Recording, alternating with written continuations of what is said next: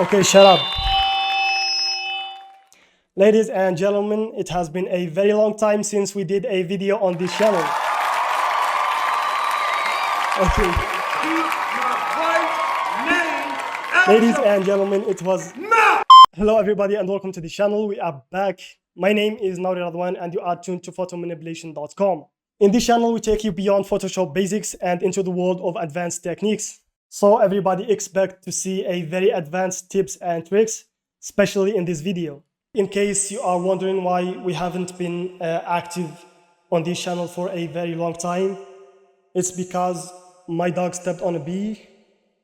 Let me explain the concept of this video before we start with the tutorial. Back in the days, I used to play this RPG game called Kingdom of Amalur.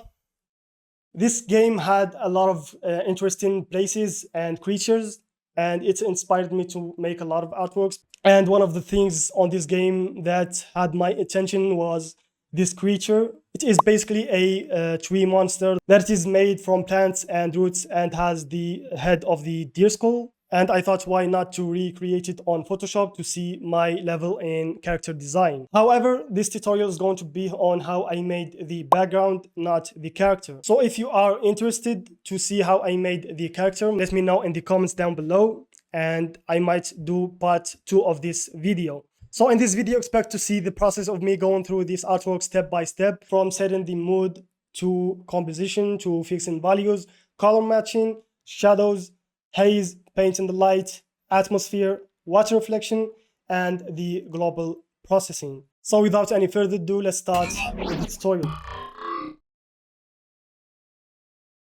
In this first part, I start with a 50% background. I add a levels adjustment layer set to color blending mode. I go through the color channels, red, green, and blue, and I add the values of 1.5 or 0.5 on the midtones. Depends on what color I want to choose.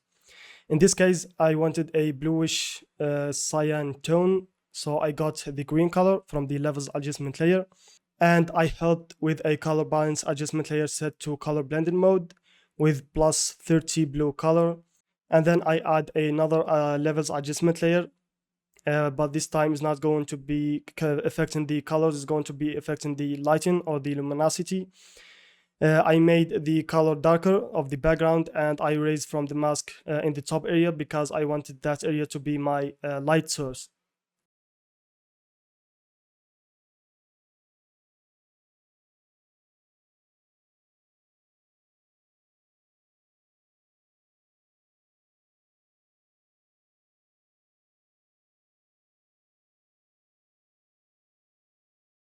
And then in this composition part, I cut the stock images and I start to build my scene.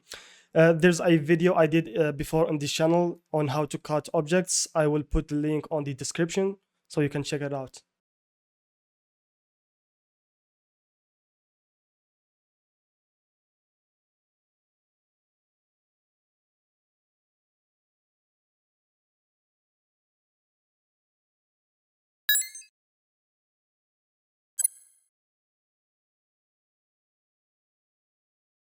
In this part, I just try to match the saturation of the layers using a hue and saturation adjustment layer, so no object is more or less saturated than the other. First, I add a black and white adjustment layer at the top so I can see the values of the objects. And then I start fixing them by making the further objects less contrasted and less detailed. And the close objects, it's going to be the opposite. They will be more contrasted and they will show more details. And that's of course by using a levels adjustment layer. You can use exposure adjustment layer and curves adjustment layer. They all do the job, but it depends on what you prefer to use. And then I add hue and saturation adjustment layer to add the fade to the further objects, and that's by increasing the lightness to merge the far objects with the value of the background.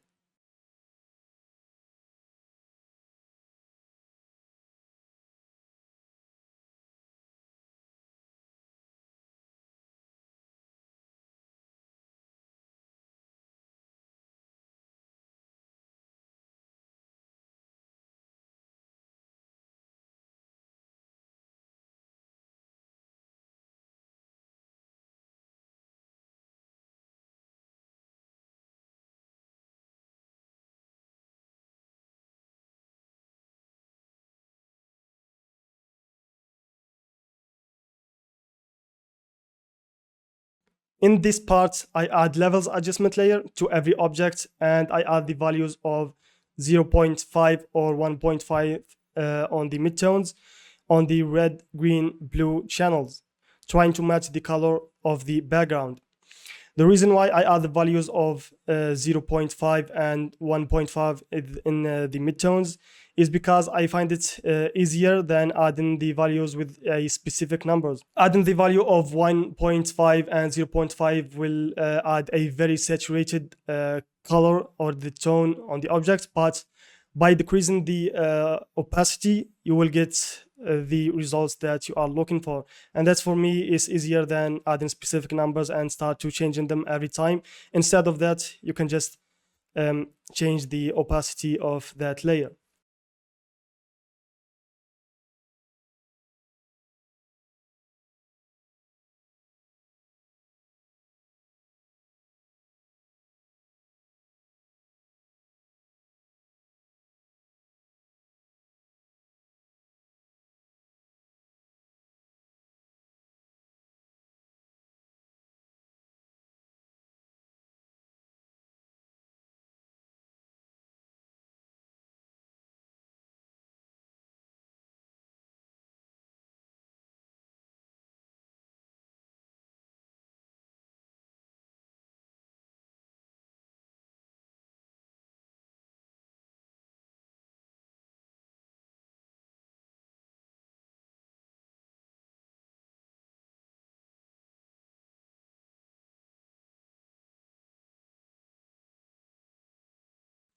Shadows. In this next step, I add a new empty layer clip to every object, and I click Shift plus F5, and that will bring the fill menu, and I fill it with 50% gray. And then I change the blending mode to hard light, and I use the burn tool with the range from 5 to 8 exposure value, affecting the midtones. And then I start to paint on the areas that are in the opposite side of the light source. And of course, I will try not to make areas of an object darker than the other. If that happens, all you need to do is decrease the opacity.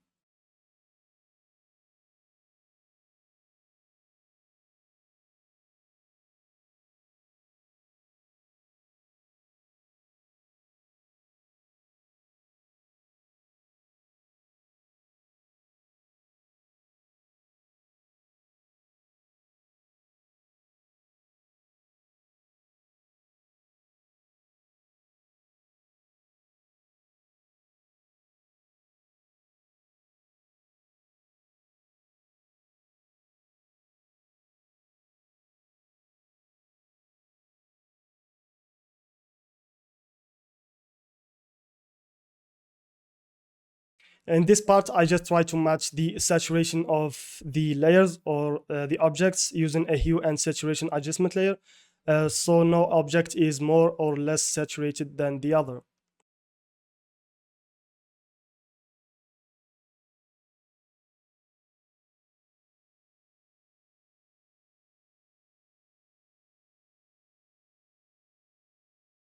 Here you can either choose to add inner glow option by clicking 2 times on the layer and sample the color of the background and choose lighten blending mode. And then click on the FX symbol and click on create layer. That will separate the inner glow effect from the layer, and then add a black mask to it and paint white on the edges that are exposed to the background. Or you can do it manually by choosing a soft brush and just sample from the background and start painting on the edges.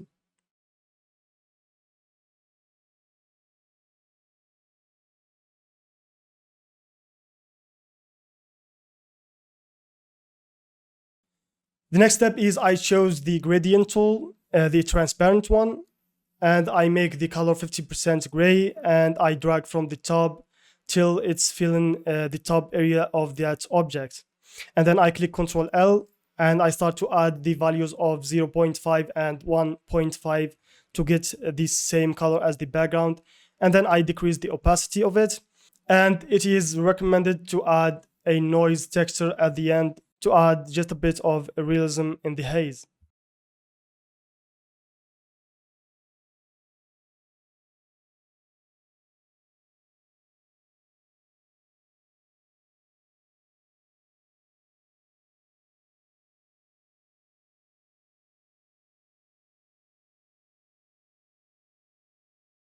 I would like to interrupt this moment to remind you to subscribe to the channel. Paint and light. This step is similar to the shadow part, except in this one, you add the 50% layer at the top of every object, and then use this time the dodge tool of the value from 1 to 2 on exposure, and make sure you are affecting the midtones. And then paint on the areas that are facing the light source because we want to add the light reflection. Now, in this case of this artwork, I didn't want to add that gray layer to every object because there was a lot of objects in that work. So what I did instead is I added one at the very top of all of the objects, and I start to paint on all of the objects on the areas that are facing the light source. After finishing painting on that gray layer, choose it and then go to image, selective color, and choose neutrals and increase the black so the gray color turns to black. And then I select the whole canvas by clicking on Ctrl A and then Ctrl C to copy it. And then add exposure adjustment layer, set to screen or linear light blending modes, and enter the mask by holding Alt and clicking on it, and then click Ctrl V to paste the paint that we did. Now this exposure layer is going only to affect that areas on the white. And then while clicking on that mask, I added levels by clicking on Ctrl L, and I added just a bit of contrast. And then I went to add that exposure layer to every object by clicking and holding Alt, and then drag it at the top of every object and clip it to every object that I painted the light above. And then after that, just increase the light on the exposure layer. You may want to add the blend if just to restore some of the textures.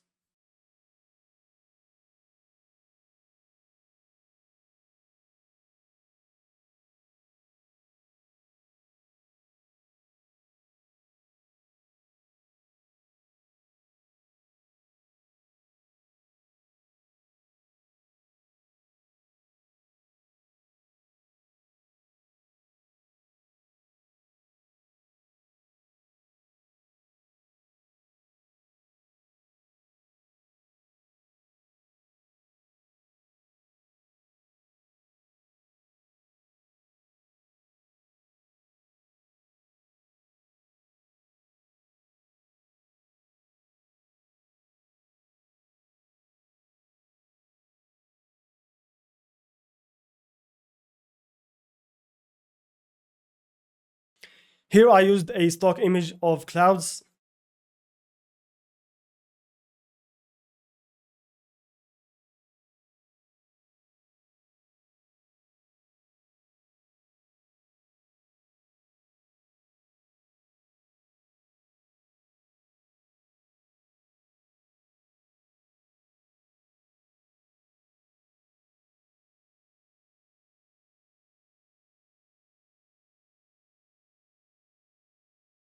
I cut the clouds and I drag them to the background, and I scale them to match the mood of the image. I added one to the background and two others between the objects.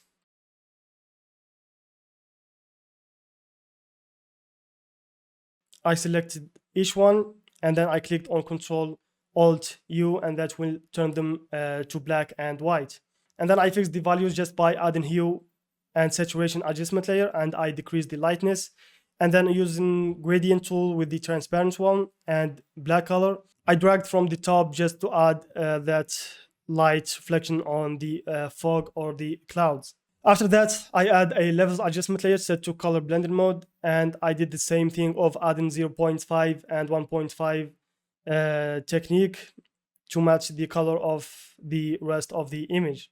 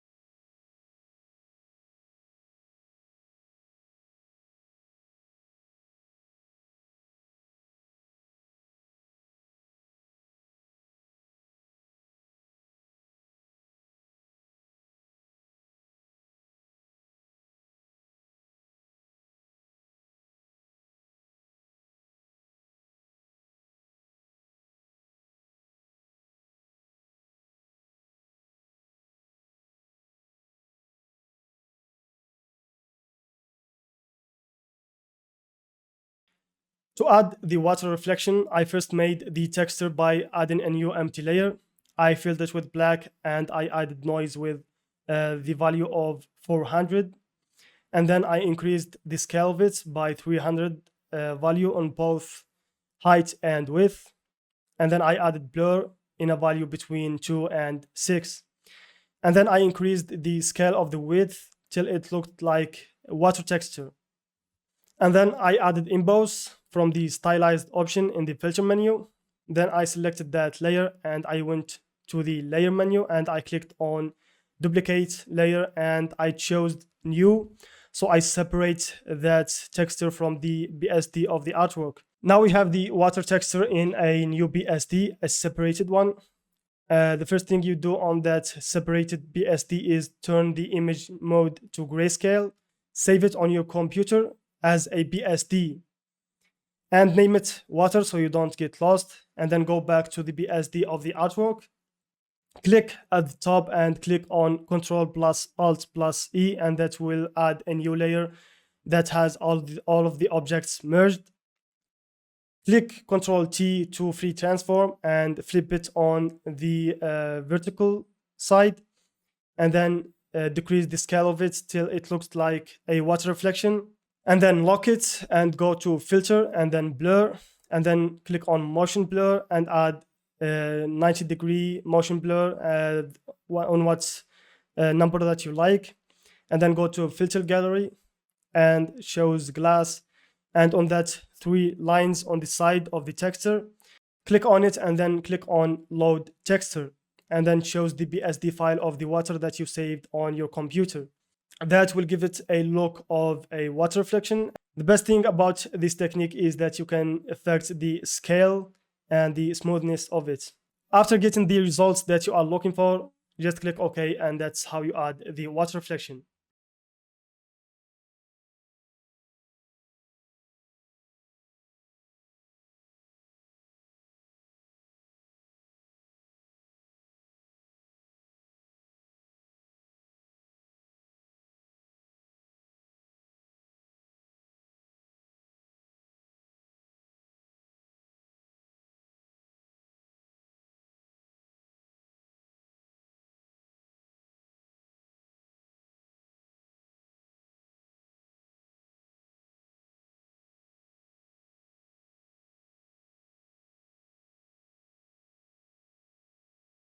In this part, I try to make the scene more interesting by adding more objects like these mushrooms. And the reason why I add them is because I felt the image was too boring because it had the same greenish bluish tone. So I wanted to add a red object to it because red complements the green. And then I added a water lilies to it, to the water reflection, to give it the feel like we are on a swamp.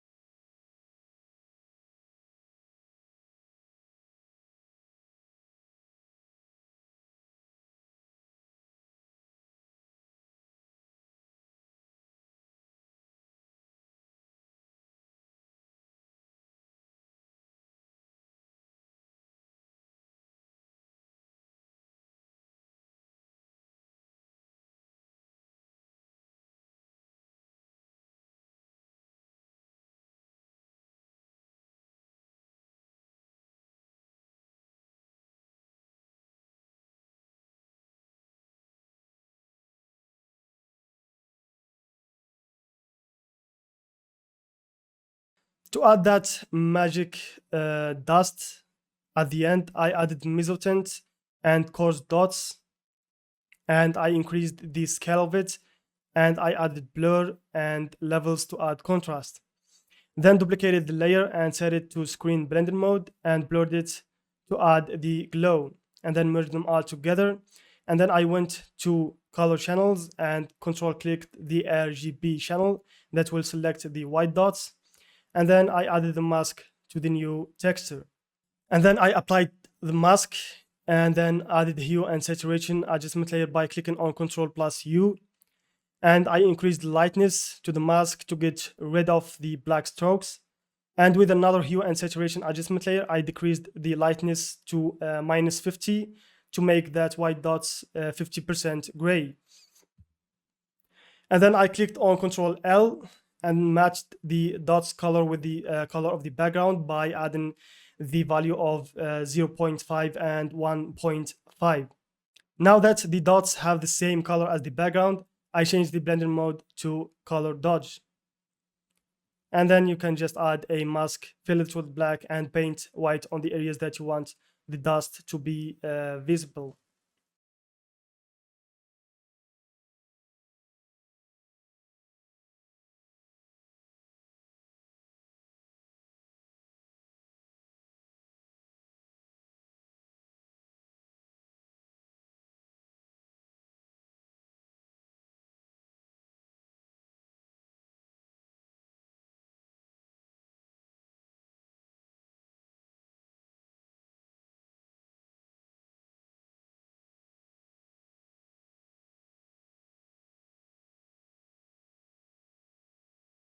And this is it for today's video, ladies and gentlemen. I hope you liked this video.